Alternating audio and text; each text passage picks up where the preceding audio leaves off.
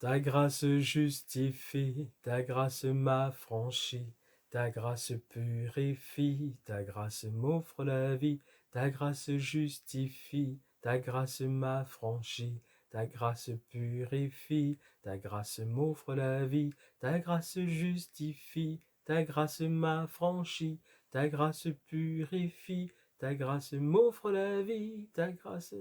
Oui, la grâce, la grâce, la grâce de Dieu. La grâce de Dieu dans notre vie, que Dieu vous bénisse. Bonjour, bonjour à tous, bonsoir à tous, que Dieu vous bénisse, que Dieu nous bénisse ensemble. Tout n'est que grâce dans notre vie, tout n'est que grâce. Nous avons tous reçu de la part de Dieu des compétences, des talents, des capacités dans le but de servir notre prochain. C'est ça en fait. C'est tout ce que Dieu nous accorde, c'est pour que nous puissions servir les autres. Et donc, nous ne pouvons rien revendiquer si ce n'est de dire à Dieu, merci pour tant de grâce et tant d'amour manifesté donc à notre égard. Alors, nous voici ensemble pour ce nouveau message qui s'intitule « Le royaume de Dieu ne consiste pas en parole, mais en puissance. » Le royaume de Dieu ne consiste pas en parole, mais en puissance. Et la référence biblique pour cela, c'est la première épître aux Corinthiens, au 1 Corinthiens, le chapitre 2 et le chapitre 4, pardon. 1 Corinthiens chapitre 4, le verset 20. 1 Corinthiens chapitre 4, le verset 20. Voilà. Donc, qu'est-ce que ça peut bien vouloir dire? Que le royaume de Dieu ne consiste pas donc en parole, mais en puissance. Pourtant, nous savons que Dieu, c'est le Dieu de la parole. Dieu, c'est le Dieu de la parole. Dès la première page de la Bible, nous voyons que Dieu est le Dieu de la parole, puisque lorsqu'il nous est dit dans le livre de la Genèse concernant la lumière, quand Dieu dit que la lumière soit et la lumière fut, que la lumière soit et elle fut. Donc c'est la parole. Nous voyons que Dieu a agi par sa parole, par donc sa parole. Et le psaume 107, le verset 20 nous dit que il envoya, donc c'est Dieu, Dieu envoya sa parole et les guérit. Il envoya sa parole, il les guérit, il les fit échapper de la fosse. Donc on voit Dieu qui agit, qui intervient pour secourir par sa parole. Il envoie sa parole et sa parole donc exécute sa volonté. Dieu est donc bien le Dieu de la parole. Hébreux chapitre 11, le verset 3. Hébreux 11, 3 nous dit ceci. C'est par la foi que nous reconnaissons que le monde dans lequel nous sommes, dans lequel nous vivons, le monde donc dans lequel nous vivons a été formé par la parole de Dieu.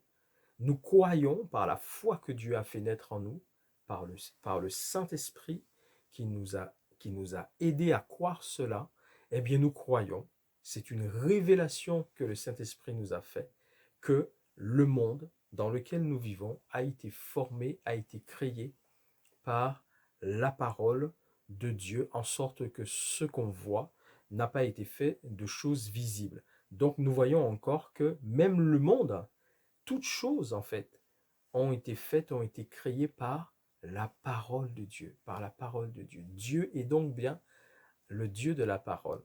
Et naturellement, on est obligé, entre guillemets, je dirais, de citer aussi la référence qui concerne l'évangile de Jean, chapitre 1, à partir du verset 1, où il est dit « Au commencement était la parole. La parole. La parole était avec Dieu et la parole était Dieu. » Et cette parole dont il est question, nous le savons, il s'agit du Seigneur Jésus-Christ. Au commencement était la parole était avec Dieu et la parole était Dieu.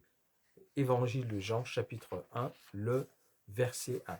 Donc, on voit bien que Dieu est le Dieu de la parole. Mais pourtant, 1 Corinthiens, chapitre 4, verset 1 nous dit que le royaume de Dieu ne consiste pas en parole, mais en puissance. Alors, il semble qu'il y a un paradoxe, puisque Dieu est bien le Dieu de la parole, mais son royaume ne consiste pas en parole, mais en puissance. Qu'est-ce que cela veut-il dire? Alors, la première question que l'on peut se poser, c'est de quel royaume s'agit-il? Le royaume de Dieu ne consiste pas en parole, mais en puissance. De quel royaume s'agit-il? Alors, si on considère l'histoire dans l'évangile de Jean au chapitre 18, au verset 36, mais on peut lire tout le chapitre 18, lorsque Jésus a été livré au gouverneur romain Pilate, les principaux sacrificateurs et les chefs donc, des Juifs ont pris Jésus dans le but de le faire mourir. Donc ils l'ont livré au gouverneur romain de l'époque, Ponce Pilate. Et Jésus donc se trouve devant Ponce Pilate et il a une conversation, un échange avec Pilate. Et à un moment donné, Pilate lui pose la question, est-ce que tu es roi? Est-ce que tu es roi? Jésus lui dit, mais ce que tu viens de dire, quand tu me poses la question, est-ce que je suis roi? C'est est-ce de toi-même que tu dis cela? Ou est-ce qu'on t'a dit cela de moi? Donc Pilate lui dit, moi je n'ai rien à voir avec ces histoires-là. C'est les histoires de ton peuple, du peuple auquel tu appartiens, le peuple juif. Moi je ne sais rien de tout ça. Et Jésus va lui répondre, et c'est le verset 36 du chapitre 18 de Jean, il dit, mon royaume n'est pas de ce monde. Mon royaume n'est pas de ce monde. Car si mon royaume était de ce monde, mon armée aurait combattu pour moi. Mais mon royaume n'est pas de ce monde. Mon royaume n'est pas ici-bas. Mon royaume n'est pas ici-bas. Donc de quel royaume Jésus-Christ parle-t-il à ce moment-là, lorsqu'il dit que son royaume n'est pas de ce monde? Eh bien, nous savons que Dieu est aussi appelé El Elyon, ce qui veut dire le très haut placé. El et Lyon. Et par exemple, dans le chapitre 12 de 2 Corinthiens, 2 Corinthiens chapitre 12, le verset 2, l'apôtre Paul nous parle d'une vision qu'il a eue où il a vu le paradis. Et il dit que ce qu'il a vu se trouve au troisième ciel. Au troisième ciel. Alors le troisième ciel, c'est là où Dieu, dans son autorité suprême, sa gloire, son omniscience, son omnipotence, son omniprésence, son éternité. C'est là que Dieu a décidé d'établir son trône. Dieu est en dehors de sa création. C'est lui le créateur. Il est en dehors. Mais cela n'empêche pas que, à un moment donné, il a décidé de se manifester de plusieurs manières et dans cette manifestation, il a aussi établi un trône où il est assis. Et ce trône se trouve au troisième ciel. Et donc ce troisième ciel se trouve dans le royaume de Dieu, le royaume céleste, le royaume glorieux, là où il y a aussi l'armée de l'Éternel, les anges de Dieu, les myriades et les myriades et les myriades. Et donc quand Jésus dit à Ponce Pilate, mon royaume n'est pas de ce monde, mon royaume n'est pas d'ici-bas, il parle de ce royaume céleste, glorieux, là où le trône de Dieu est établi au troisième ciel. C'est ça le royaume céleste, le royaume glorieux, donc de l'Éternel. Donc il y a ce royaume où Dieu réside. Alors est-ce que par rapport à ce royaume, là où Dieu réside, est-ce que ce verset concerne ce royaume de Dieu, lorsque Dieu dit « Mon royaume ne consiste pas en parole, mais en puissance ». Est-ce que c'est de ce royaume-là dont il est question? Eh bien, en fait, ce n'est pas de ce royaume dont Dieu parle.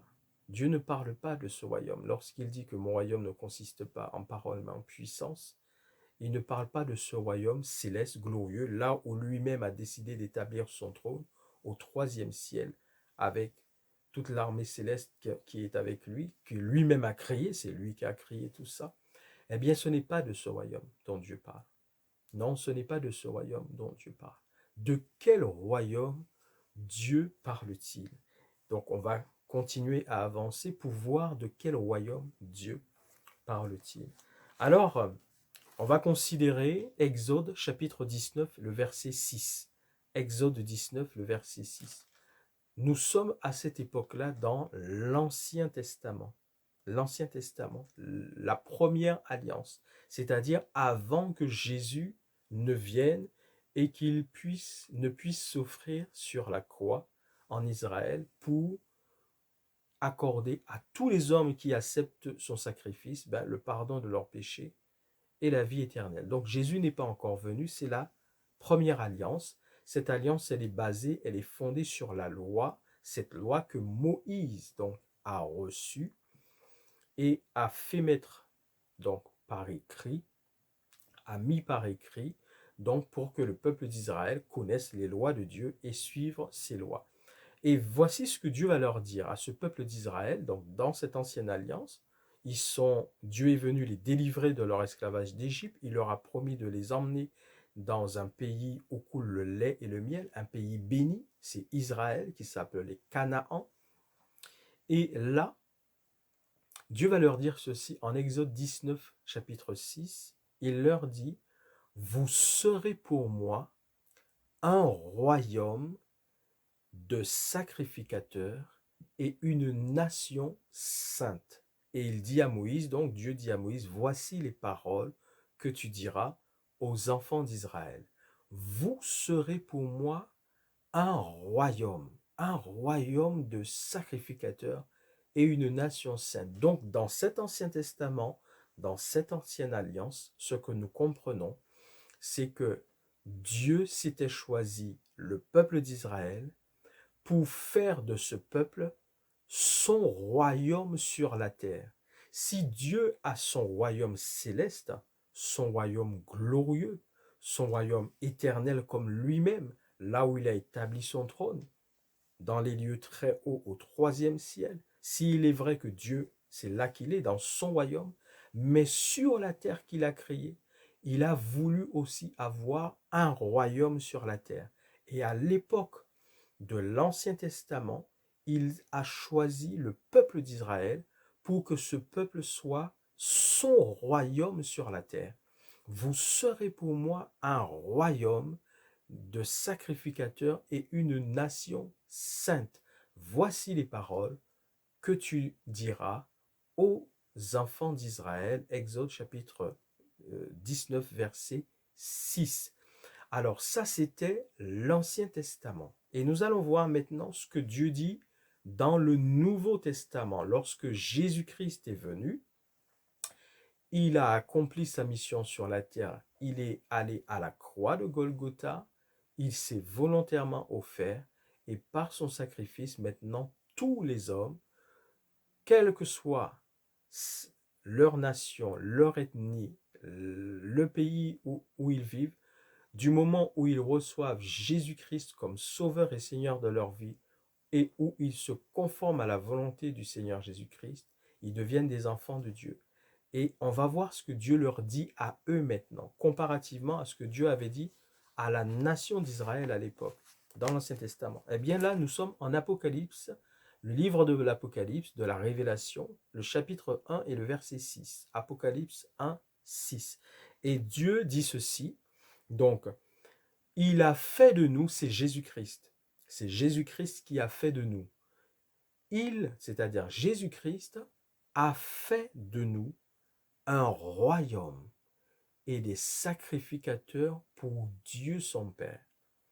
Jésus-Christ a fait de nous un royaume et des sacrificateurs pour Dieu son Père. Donc, dans le Nouveau Testament, depuis que Jésus-Christ est venu et qu'il est en train de bâtir son Église sur lui-même, il en est le fondement, eh bien nous voyons, ce n'est plus le peuple d'Israël qui représente ce royaume. Depuis que Jésus est venu, désormais c'est cette Église, c'est l'Église que Jésus-Christ est en train de bâtir sur lui-même.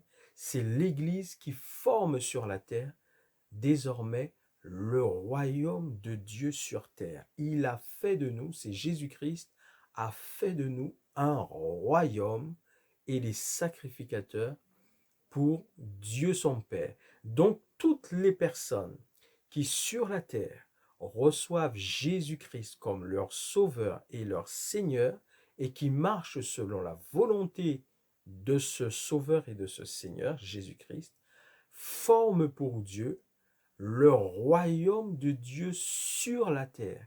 C'est-à-dire que c'est là que Dieu veut se manifester. C'est dans ce royaume-là, qui est formé par tous les chrétiens, que Dieu veut se manifester. De la même manière que dans l'Ancien Testament, c'est au sein du peuple d'Israël qu'il avait choisi, qu'il voulait se manifester et qu'il se manifestait, eh bien c'est dans l'Église aujourd'hui que Dieu veut se manifester face au monde.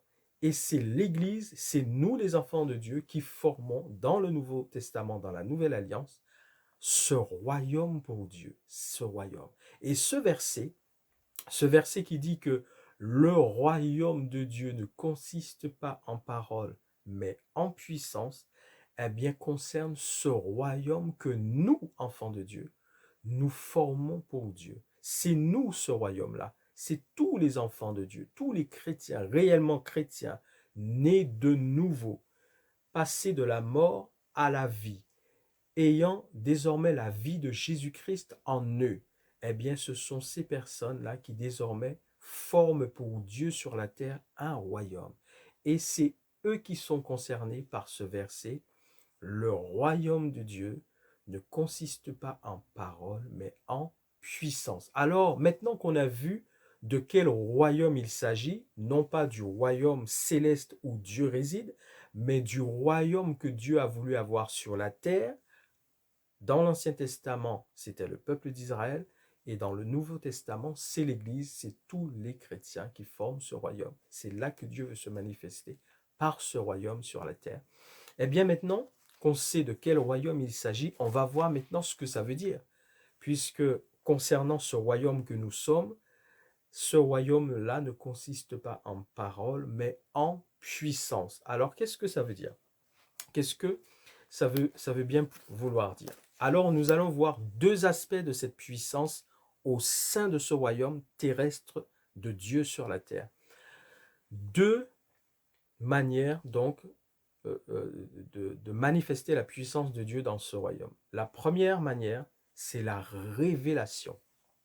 Il y a un verset qui dit « La révélation de ta parole est claire et elle donne de l'intelligence aux simples. » La révélation de ta parole est claire, c'est dans les psaumes.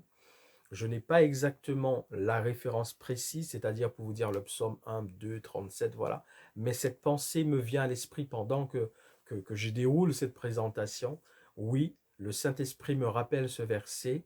La révélation de ta parole est claire et elle donne de l'intelligence aux simples. Donc, quelle est la puissance dont il est question lorsqu'il est dit que le royaume de Dieu ne consiste pas en parole mais en puissance? La première chose, c'est la révélation de Dieu. La révélation. Révélation de Dieu à travers tout ce que Dieu a déjà dit. C'est-à-dire dans la Bible, à travers les 66 livres que le Saint-Esprit a fait mettre par écrit pour révéler la volonté de Dieu, la volonté de Jésus-Christ, la volonté du Père, l'enseignement du Saint-Esprit. Ces 66 livres qui constituent la Bible, la parole de Dieu, eh bien, la première chose, c'est déjà la révélation de cette parole. Parce qu'effectivement, il y a bien des personnes qui lisent la Bible, mais qui ne la comprennent pas.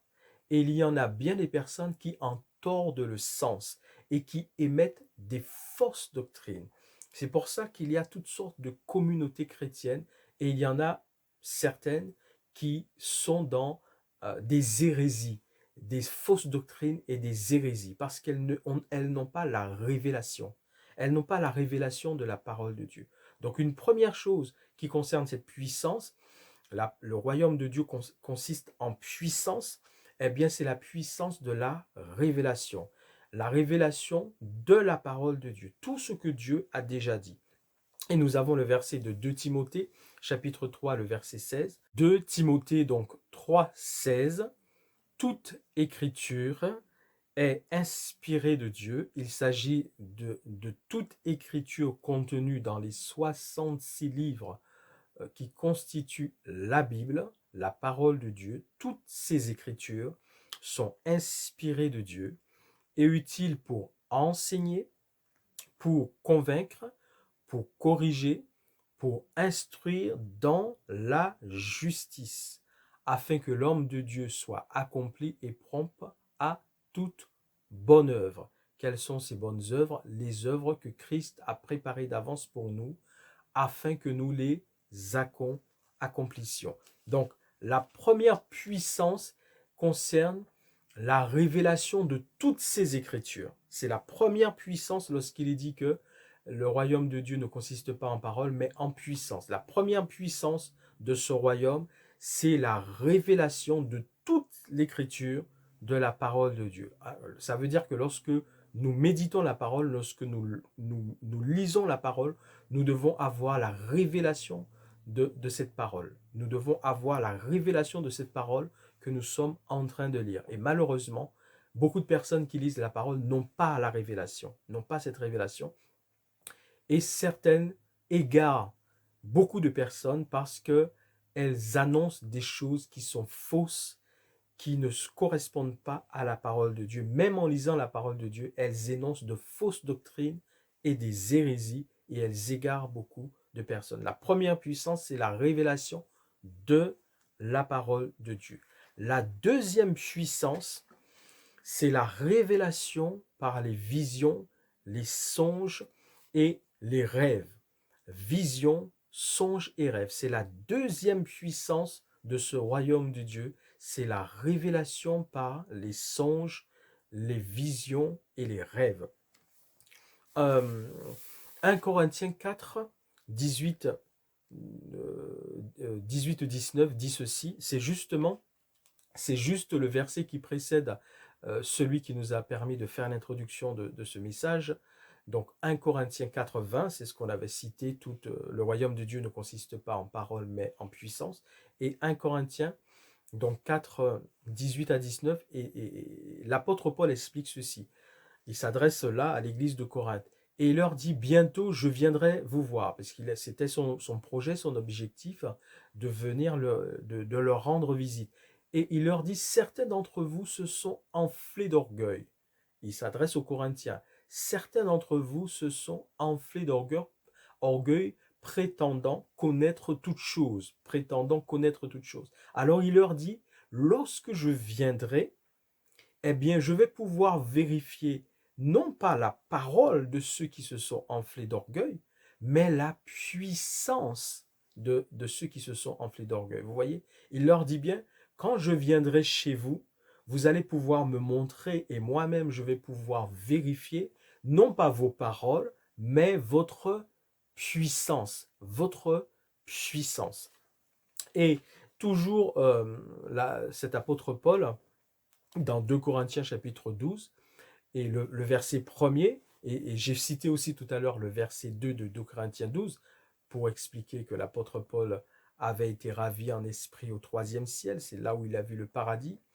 Mais le verset 1, il dit bien que ce qu'il allait annoncer justement concernant le paradis qu'il a vu, eh bien cela concerne des visions et des révélations qu'il a eues. Des visions, c'est par vision et par révélation qu'il a été transporté jusqu'au 3e ciel où il a vu des choses qu'il ne pouvait pas décrire avec les mots humains, c'est-à-dire le paradis céleste. Et il dit c'est par des visions. Il dit j'en viendrai à des visions et à des révélations du Seigneur. J'en viendrai à des visions et à des révélations du Seigneur. Donc, la seconde puissance de ce royaume, c'est la puissance de la révélation par des visions, des songes et des rêves.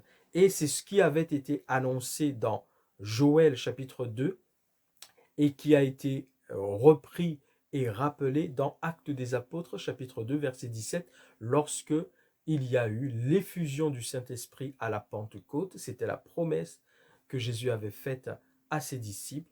Et lors de l'effusion du Saint-Esprit, donc, les apôtres ont rappelé que ce qui était en train de se passer lorsque les langues de feu se sont posées sur chacun, ils se sont mis à parler en langue, eh bien, ce qui était en train de se réaliser, c'est ce que le prophète Joël avait annoncé et qui disait, dans les derniers temps, donc, je répandrai de mon esprit sur vos fils, sur toute chair, je répandrai de mon esprit sur toute chair, vos fils et vos filles prophétiseront, vos jeunes gens auront des visions et vos vieillards auront des songes. Je répandrai de mon esprit, donc c'est par le Saint-Esprit, je répandrai de mon esprit sur toute chair.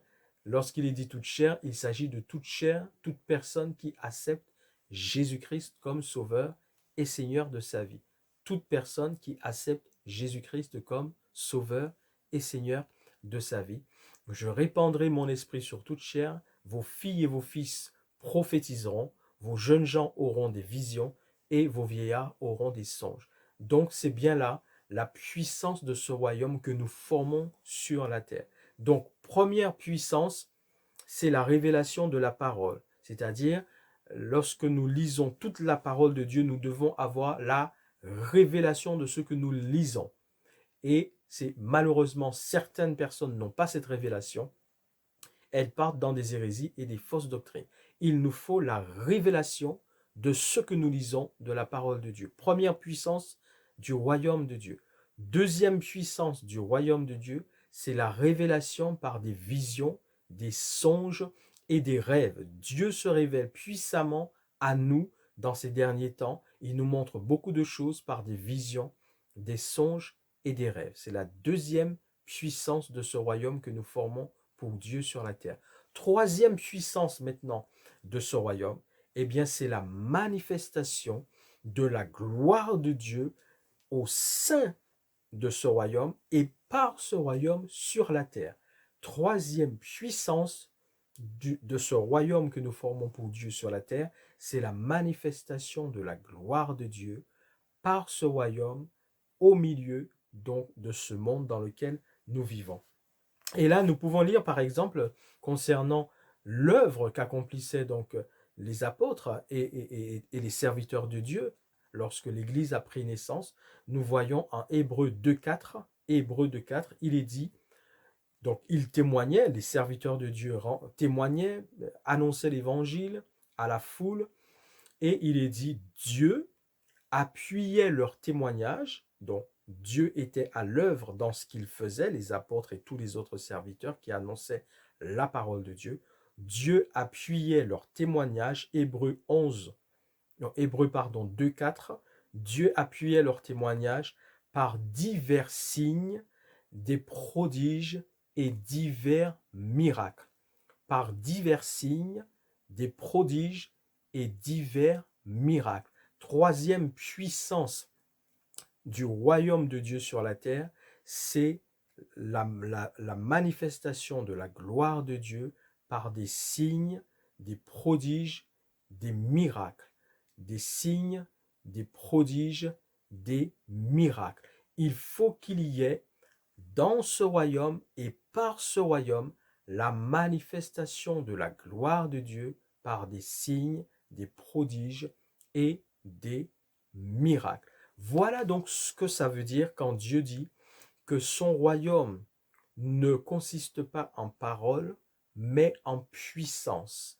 Ce royaume dont il est question, c'est nous les chrétiens, nous les enfants de Dieu. C'est Jésus qui a fait de nous un royaume et des sacrificateurs pour Dieu son Père. Dans la nouvelle alliance, ce sont les chrétiens qui forment pour Dieu sur la terre un royaume. Et dans ce royaume, Dieu se manifeste et veut se manifester par la puissance, par sa puissance. C'est pour ça qu'il dit, son royaume ne consiste pas en parole. Parce que s'il ne s'agit que de la parole, eh bien, en fait, ce qu'il veut dire par là, c'est qu'il ne faut pas que ce soit des paroles, mais qui ne changent rien à la vie des gens. C'est pas ça son royaume. Il le dit, son royaume ne consiste pas juste en paroles, mais qui ne change rien à la vie des gens. Et si on vous annonce des paroles qui ne transforment aucune vie, qui ne délivrent personne, qui ne répond aux besoins de personne, qui ne guérit personne, qui ne permet pas à la gloire de Dieu de se voir, de se manifester par la parole qui est annoncée, eh bien, il dit ce n'est pas ça son royaume. Dieu déclare que ça, ce n'est pas son royaume. Son royaume ne consiste pas en parole, mais en puissance. Il faut que la parole qui est annoncée puisse permettre à Dieu de manifester sa gloire par cette parole qui est annoncée. Il faut qu'il y ait la puissance de Dieu dans la parole qui est annoncée. Si vous êtes dans une église ou quel que soit, on vous annonce une parole, on vous dit que c'est la parole de Dieu, mais que cette parole de Dieu ne change rien, ni à la vie des gens, ni aux circonstances de la vie des personnes, eh bien Dieu dit ça, ce n'est pas son royaume. Ce n'est pas son royaume. Le royaume de Dieu ne consiste pas en parole, mais en puissance. Il faut que la parole qui soit annoncée puisse permettre la manifestation de la gloire de Dieu. Il faut qu'il y ait la puissance de Dieu dans cette parole. Et donc, il faut que cette parole agisse. Il est dit ailleurs que la parole de Dieu ne revient pas à lui sans avoir accompli ses desseins. Donc, on voit bien que Dieu est bien le Dieu de la parole et que toute chose, c'est par sa parole qu'il le fait. Donc, il faut que la parole que nous annoncions puisse vraiment avoir un impact, c'est-à-dire transformer les vies, sauver des personnes, guérir, avertir ceux qui s'égarent, accomplir des miracles, des prodiges. Il faut qu'il y ait cette puissance dans cette parole qui est annoncée. S'il n'y a rien de tout ça dans les paroles qui sont annoncées, Dieu dit ce n'est pas son royaume ça. Ce n'est pas ça son royaume. Son royaume ne consiste pas juste à avoir des paroles, mais qui font rien du tout. Il faut qu'il y ait la puissance de Dieu dans ces paroles-là. Et donc, en résumé, le royaume de Dieu ne consiste pas en paroles, mais en puissance. Le royaume dont il est question, c'est l'Église. Ce sont les enfants de Dieu qui forment ce royaume de Dieu sur la terre. Et cette puissance dont il est question, puissance de la révélation de Dieu, c'est la puissance de la révélation de la parole de Dieu, c'est-à-dire quand on lit la parole de Dieu ou quand on prêche la parole de Dieu, il faut que dans cette prédication, il faut que dans cet enseignement, il y ait la révélation de Dieu. Première chose, si on vous annonce une parole dans laquelle il n'y a aucune révélation, cela ne vous apporte rien du tout, eh bien, Dieu dit ça, ce n'est pas son royaume. Il faut qu'il y ait la révélation dans ce qui vous est annoncé, dans ce qui vous est prêché, dans ce qui vous est enseigné. Il faut qu'il y ait la révélation de Dieu. Première puissance de Dieu, c'est la révélation de sa parole. Deuxième puissance de Dieu, c'est la révélation par des songes, des visions et des rêves. Deuxième puissance de Dieu, Dieu se révèle par des songes, des visions et des rêves. Dieu donne beaucoup de révélations par des visions, des rêves et des songes. Et troisième puissance de Dieu, c'est la puissance qui se manifeste par la gloire de Dieu à travers des signes, des miracles et des prodiges dans son royaume, parce que Dieu accompagne sa parole qui est annoncée dans la vérité et par la révélation de son esprit. Eh bien, Dieu accompagne cette parole par des signes, des prodiges et des miracles. Voilà donc en quoi consiste le royaume de Dieu que nous formons, le royaume de Dieu qui est sur la terre, là où Dieu veut se manifester. Et permettez-moi de vous dire que dans un royaume, il y a forcément un roi. Et ce roi, donc c'est Dieu, c'est Jésus-Christ. Rappelez-vous, à un moment donné, Ponce Pilate a demandé à Jésus s'il était roi, et Jésus a dit oui, je suis roi, et mon royaume n'est pas d'ici-bas, il n'est pas de ce monde. Donc dans un royaume, il y a un roi, et le roi, il doit régner dans son royaume. Il doit régner. Pour qu'il y ait la puissance de Dieu dans son royaume, il faut que le roi qui est Dieu et qui est Jésus-Christ puisse régner dans son royaume. S'il ne règne pas dans son royaume, il n'y aura pas sa puissance dans son royaume. C'est seulement s'il règne dans son royaume qu'il y aura sa puissance dans son royaume. Et ce verset alors, nous le vivrons pleinement. Oui, le royaume de Dieu que nous formons sur la terre ne consiste pas juste à annoncer des paroles qui changent rien dans la vie des gens, mais cela consiste à, à manifester la puissance de Dieu, donc sur la terre à travers ce royaume. Voilà, que Dieu vous bénisse, que Dieu nous bénisse ensemble, et je vous dis à bientôt pour le prochain message. À bientôt.